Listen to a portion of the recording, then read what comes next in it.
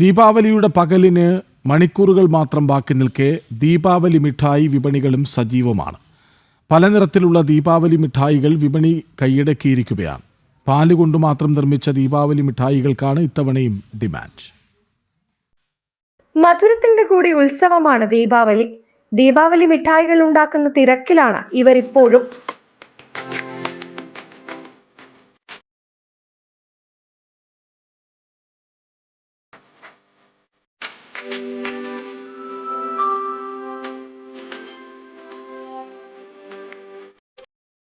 പല നിറത്തിലുള്ള പല രൂപത്തിലുള്ള ദീപാവലി മിഠായികൾ, റവയും പഞ്ചസാരയും ചേർത്ത പലഹാരങ്ങളായിരുന്നു പണ്ടെങ്കിൽ ഇന്നാ സ്ഥാനം പാൽ കൈയടക്കി.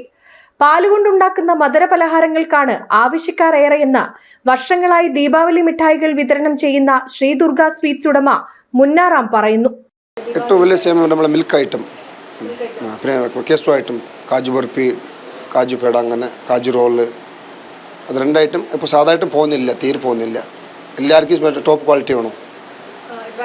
ഡ്രൈ ഫ്രൂട്ട്സിന് ഒരു 1200 രൂപ കിലോ ആണ്. രാത്രി സാധനം പുല്ല് തീരും. നല്ല പോകുന്ന ടൈമായപ്പോൾ കഴിഞ്ഞ വർഷം കുറച്ച് കൂടിയിട്ടുണ്ട്.